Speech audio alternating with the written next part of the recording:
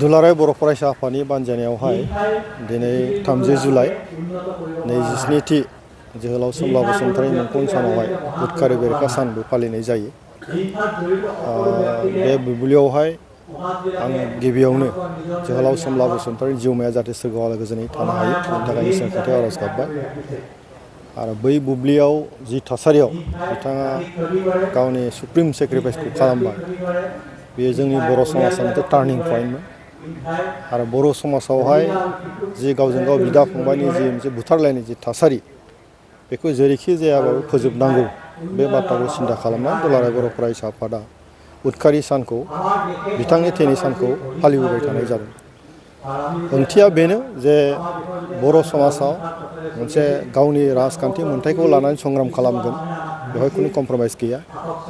नाथाय at the time बे संग्राम खालामनायनि लामायाव जाहाथे बिदा फंबायजों बुलायलायनानै जोंनि गेजेरावहाय धंस' जालाया बेखौबो जों नोजोर होनानै जोंनि समाजाव उदखारिनि जि थासारि बेखौ जों फोजोबनांगोन बे बाथ्राखौबो दुलाराय बर' फरायसा आफादा सिन्थाखौ खालामबोदों। दा बुंनो थाङोब्ला दिनैनि थारिखआव गोलाव सम 27 बोसोर जाबाय गोबां थासारिनि गेजेरजों जों बारग'बोबाय आरो दिनैनि थासारियाव बर' समाजाव गोजोन थासारि फैबाय। दिनै बिदा फंबायनि नांलायनायबो गैला आरो गमामायैनो सैथोआ जेब्लाबो जै जायो आरो जोंनि नाजाथाबनाया दिनै मोगथां मुलुगाव महर मोनफैबाय जे उदखारि हाबायादि खुनु समाजाव जायगा थानो नाङा बे बाथ्राखौ जों दिनै बयबो बुजिदों आरो जोंनि गेजेराव गोजोन थासारि फैबाय। बिदा फंबाय बुलायनायनिबो गैला। राजखान्थि मोन्थायखौ लानानै जि संग्राम बेबो जोङो सुक्ति खालामनायनि गेजेरजों दिनै जों फोजोबफैबाय। राजखान्थि मोनसे बेबस्थानि गेजेरजों समाज दानायनि हाबाफारिया सोलिगासिनो दङ।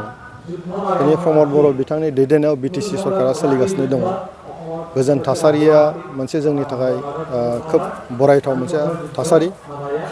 बेखौनो खाबु लानानै गोग्गो राजखान्थिनि गेजेरजों बे ओनसोलाव थानाय बिभिन्न जाथि जनगोष्ठीनि जि मोनसे रैखाथि आरो जिउ रैखा होनाय आरो जौगानायनि जि हाबाफारि गावजों गाव अनलायनायनि जि थासारि सोरजिनाय बे हाबाफारिया सोलिगासिनो दङ। आरो आं मिजिंथिदों जे बयबो दिनै गोजोन थासारिखौ बरायनानै बिटिसि सरकारा जिखिनि जौगानायनि हाबाफारि लाबाय थादों बेवहाय बयबो मदद होबाय थादों आरो होलांबाय थागोन। आरो इयुनाव जाहाथे जोंनि गेजेराव खुनु पदे जेरैखि जायाबाबो जिखि थासारियावनो बिदा फंबायनि जि भुल बुजिलायनाय गावजों गाव जिउ खहा खालामलायनायनि जि थासारि बे जाहाथे खुनु पदे फैफिना। जिखि थासारियानो जाया मानो जाहाथे फैफिना। जुक्तिबादि जा जों बयबो मोनसे थासारिनि गेजेरजों सावरायलाय सोर मोजां जादों सोर मावदों सोर मावाखै बिनि सायाव जोङो मोनसे गावजों गाव बिजिरलायनो हायो बुंथिलायनो हायो गावनि बाथ्राखौ जों फोरमायलायनो हायो।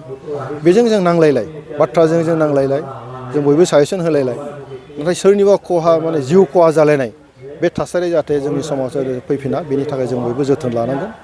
आरो आं मिजिंथिदों नैबे उदखारि सान हाबाफारि जि लाबाय थादों बे समाजाव इयुन जोलैयाव बे समाजावदि उदखारि हाबाफारिया थानो नाङा जायगा गैया। आरो दा उदखारि सान फालिनायजों लोगोसे बेवहाय माखासे हाबाफारि लानाय जादों जे ड्राग्स जे जोंनि उन्दै उन्दै जे जाखांफुनाय जि सेंग्रा जाहाथे जे फेग्रा मुवा बेसादजों जाहाथे गब'आ ड्राग्स जानानै जाहाथे जिबना धंस' जाया बेनि सायावबो मोनसे एवारनेस दिनै लाबोबाय थानाय जादों। बे गासै हाबाफारिया समाजाव मोनसे मोजां मोनसे मेसेज थांगोन बाथ्रा फोसावजाबाय थागोन। आरो आं सानो जे दिनैनि थासारियाव जोङो ड्राग्सजों गब'नायनि जुक्ति गैया। गावजों गाव जुक्ति गैयालासे नांलायनायनि बाथ्रा गैया। जे गोग्गो समाज दानायाव बयबो जुक्तिबादि रावजों जाहाथे बाहागो लायो आं बेखौ खावलायगोन। आरो फैबाय थानाय समाव जों गोग्गो समाज दानायाव बयबो जाहाथे बाहागो लायो बेखौ आं खावलायगोन।